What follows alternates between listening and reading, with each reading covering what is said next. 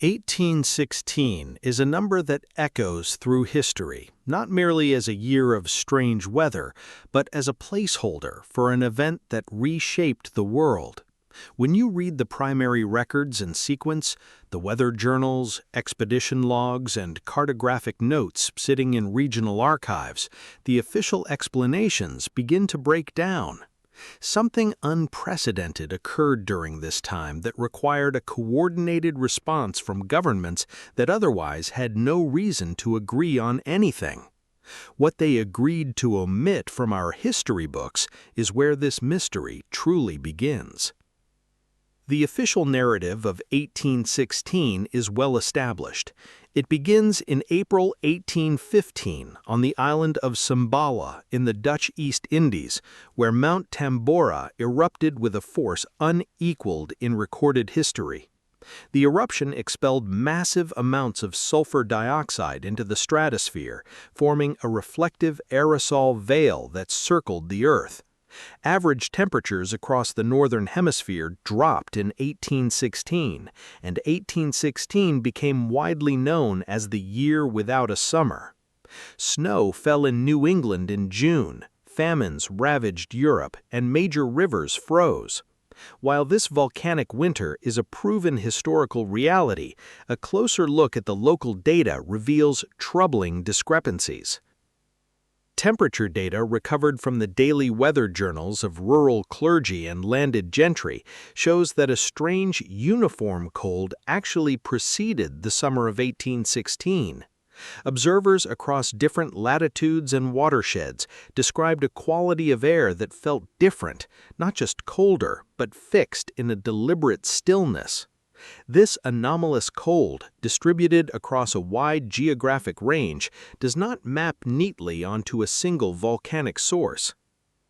Beyond the bizarre weather records, the standard historical account fails to address a major cartographic mystery: maps produced in the 16th century that show a southern landmass whose outline bears a shocking relationship to the actual subglacial topography of Antarctica, the coastline beneath the ice, which modern science only confirmed using 20th century sonar. Similarly, a 1531 map by French mathematician Laurent Fine shows intricate river systems and mountain ranges matching the drainage patterns of Antarctica before it was covered in ice. Mainstream scholars dismiss these features as theoretical constructs or lucky guesses. However, to say these cartographers merely copied from older lost sources is an admission that someone long before the 16th century had successfully mapped an ice-free Antarctica. Yet official history states that the continent was not even discovered until the naval expeditions of the late 1830s. This timeline becomes even more entangled when examining the sudden disappearance of a massive political entity known as Grand Tartaria. Throughout the 17th and 18th centuries, Tartaria appeared prominently on major European maps and was extensively detailed in prestigious publications, including the 1771 edition of the Encyclopaedia Britannica. It occupied vast portions of Central Asia and Siberia. Yet by 1820, Tartaria vanished from the cartographic record entirely.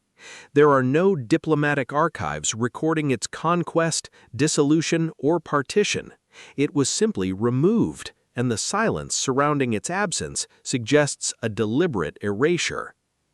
The physical record of our cities offers a third line of evidence that cannot be easily dismissed.